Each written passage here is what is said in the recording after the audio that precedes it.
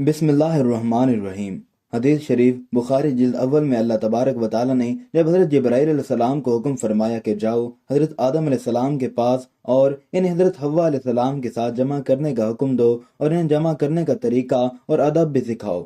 जब हज़रत जिब्राईल अलैहिस्सलाम हज़रत आदम अलैहिस्सलाम के पास तशरीफ़ ले गए और इन्हें अल्लाह का हुक्म सुनाया तो हज़रत आदम अलैहिस्सलाम कहने लगे, जमा क्या होता है और वो कैसे होता है और इसके क्या फ़ायदे हैं? तो हज़रत जिब्राईल अलैहिस्सलाम ने फरमाया, बिस्मिल्लाहिर्रहमानिर्रहीम। दोस्तों, हज़रत आदम अलैहिस्सलाम को हज़रत हव्वा अलैहिस्सलाम से हम बिस्तरी करना किसने और कैसे सिखाया था? हज़रत सैयदना इमाम गज़ाली रहमतुल्लाह अलैह फरमाते हैं, हम बिस्तरी करना जन्नत की लज़्ज़तों में से एक लज़्ज़त है।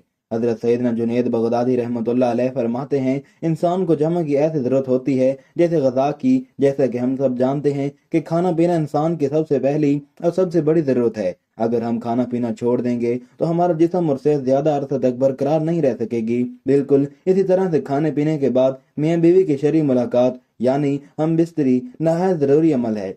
इस शरई मुलाकात को हम बिस्तरी जमा या मियाँ बीवी का तन्हाई में मोहब्बत भरा काम सरंजाम देना, जो भी नाम देना चाहें, दुरुस्त होगा। जब आप सोहबत कायम करते हैं तो आपको दिल सुकून और खुशी महसूस होती है। आप भी अपने आप से प्यार करने लग जाते हैं। मियाँ बीवी के जमा के दौरान ऐसे हार्मोन खारिज होते हैं जो मियाँ बीवी की खुशी का बायस बनते हैं। जब मियाँ बीवी खुश होते हैं तो एतमाद में इजाफा होता है और मोहब्बत में इजाफा होता है। अल्लाह रब्बुल इज़्ज़त ने हज़रत आदम अलैहिस्सलाम के बाद हज़रत हव्वा अलैहिस्सलाम को पैदा फरमाया और यूं इंसानी नस्ल की तख्लीक हुई, जिसकी इब्तिदा अल्लाह ताला ने हज़रत आदम अलैहिस्सलाम को मट्टी से पैदा फरमाने से की।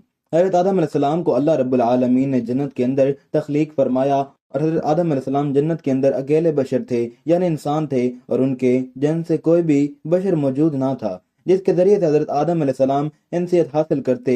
चुनाचे आप अपने दिल के अंदर सोचा करते, काश मेरा भी हम जन्स बशर होता ताकि मैं भी उससे इंसियत हासिल कर सकता। अल्लाह रब्बुल इज़्ज़त खूब जानते थे जो हज़रत आदम अलैहिस्सलाम के दिल के अंदर चल रहा था। जब हज़रत आदम अलैहिस्सलाम सो रहे थे तो उनके जिस्म से हज़रत हव्वा अलैहिस्सलाम को बाईं पसली से पैदा फरमाया था ताकि आप हज़रत हव्वा अलैहिस्सलाम से इंसियत हासिल कर सकें। जब हज़रत आदम अलैहिस्सलाम नींद से बेदार हुए तो आपने हज़रत हव्वा अलैहिस्सलाम को अपने सामने देखा तो उनसे सवाल किया, तुम कौन हो?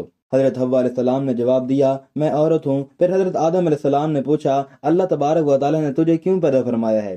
तो हज़रत हव्वा अलैहिस्सलाम ने जवाब दिया कि अल्लाह रब्बुल आलमीन ने मुझे आपकी तस्कीन के लिए पैदा फरमाया है ताकि आप मेरे कुर्ब से सुकून हासिल कर सकें। यही वजह है हदीस पाक में हुज़ूर अक़दस सल्लल्लाहु अलैहि वसल्लम ने कुंवारे लड़के और कुंवारी लड़की को मस्कीन करार दिया, क्योंकि दोनों का कोई मुअन्नस नहीं होता। लिहाजा जवान औलाद की जल्द शादी कर देनी चाहिए ताकि वो मियाँ बीवी एक दूसरे के कुर्ब से सुकून पा सकें। बाद रिवायात के अंदर आया है कि हज़रत आदम अलैहिस्सलाम और हव्वा अलैहिस्सलाम जन्नत के अंदर खुशी खुशी रहते थे और वहाँ पर ऐश की ज़िंदगी गुजार रहे थे।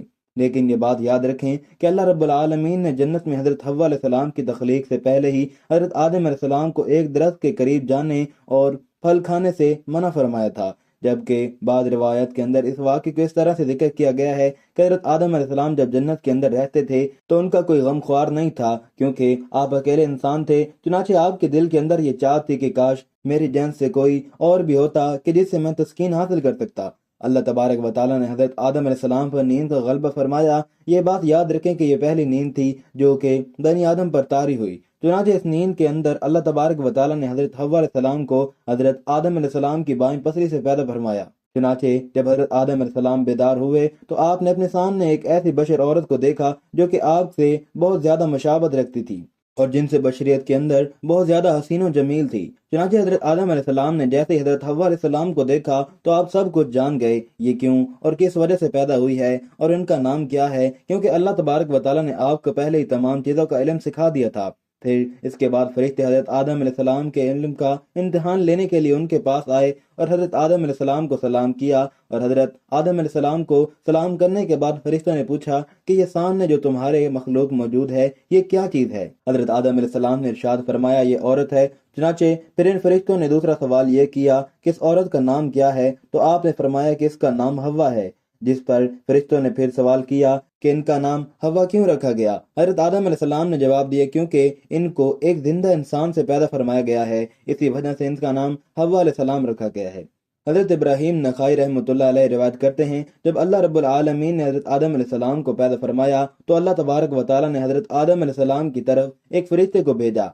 حضرت آدم علیہ السلام کو جمع یعنی ہم بستری کا حکم دیا تو انہوں نے حضرت حوا علیہ السلام سے ہم بستری کی۔ چنانچہ حضرت آدم علیہ السلام جمع سے فارغ ہوئے تو حضرت حوا علیہ السلام نے کہا، اے آدم، یہ تو بہت اچھی چیز ہے، اس کو میرے ساتھ اور زیادہ کرو۔ اس حوالے سے اس کی کوئی سند موجود نہیں۔ یہ بات روایت میں آتا ہے کہ حضرت آدم علیہ السلام کو جنت کا ممنوع پھل کھانے کی وجہ سے زمین پر اتارا گیا۔ اللہ تعالیٰ نے حضرت آدم علیہ السلام اور حوا علیہ السلام کو جنت میں بھیجا اور ان کو نصیحت کی کہ جنت پر موجود فلاں فلاں پھل نہیں کھانا، اس کو کھانے کے لیے شیطان آپ کو ورگلائے گا، لیکن آپ نے اس کے نزدیک نہیں جانا۔ اس کے باوجود بھی ایک دفعہ حضرت حوا اور آدم علیہ السلام کو شدت سے بھوک لگی ہوئی تھی اور ان کو سامنے وہ پھلدار درخت نظر آیا۔ حضرت حوا اس پھل کو توڑنے کے لیے گئی، لیکن حضرت آدم علیہ السلام نے ان کو روکا۔ ادھر شیطان حضرت حوا علیہ السلام کو پھل کھانے اور توڑنے کے لیے اکساتا۔ آخرکار حضرت حوا علیہ السلام نے وہ پھل توڑ لیا اور وہ پھل خود بھی کھایا اور آدم علیہ السلام کو بھی کھلایا، جس پر اللہ تعالیٰ ان پر سخت ناراض ہوا اور ان دونوں کو جنت سے نکال کر زمین پر پھینک دیا۔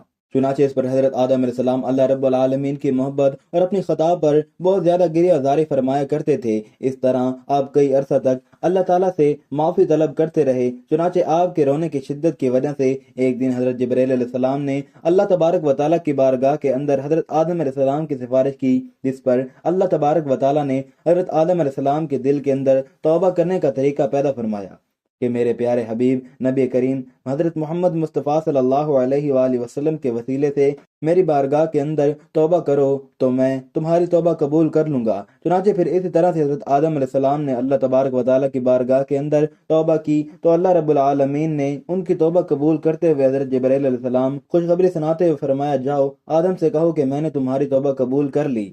پھر حضرت جبرائیل علیہ السلام حضرت آدم علیہ السلام کے پاس تشریف لے آئے اور ان کی توبہ ایک مقبولیت کی خوشخبری ان کو سنائی، اور پھر حضرت آدم علیہ السلام کو لے کر آپ مکہ مکرمہ تشریف لائے اور وہاں کعبۃ اللہ شریف کی حضرت آدم علیہ السلام نے بنیادیں رکھیں اور حجر اسود پتھر کو بھی نصب کیا جو کہ آپ کے ساتھ جنت سے آیا تھا۔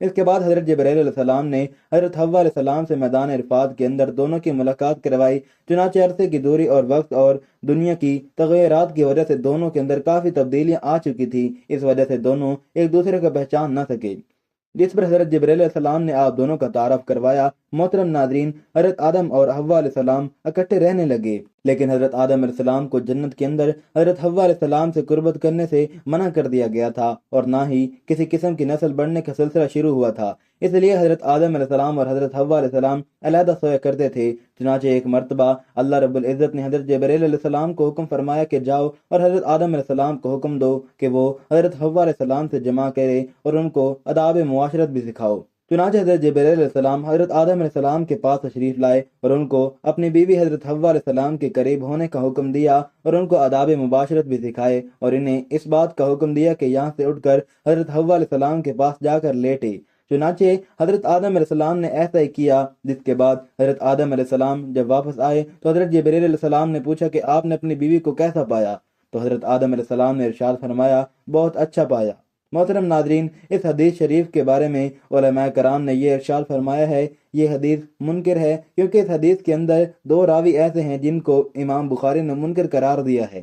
پھر اس کے بعد حضرت حوا علیہ السلام سے نسل انسانی کی ابتدا ہوئی اور بعض روایات کے اندر ذکر ہے کہ آپ کو 20 حمل ٹھہرے اور آپ کے ہاں 20 لڑکے اور 20 لڑکیاں پیدا ہوئی اور اس طرح سے نسل انسانی پھلتی پھولتی ہوئی آج ہم تک جا پہنچی۔ اللہ رب العزت سے دعا ہے کہ اللہ رب العزت ہم سب کو اپنے حفظ و امان میں رکھے۔ ناظرین، ویڈیو اچھی لگی ہو تو ویڈیو کو لائک کریں، شیئر کریں، چینل کو سبسکرائب کریں اور کمنٹ باکس میں اللہ تعالیٰ کے 99 ناموں میں سے ایک نام ضرور ٹائپ کریں۔ اگلے ویڈیو تک کے لیے دیجیے اجازت۔ اللہ حافظ۔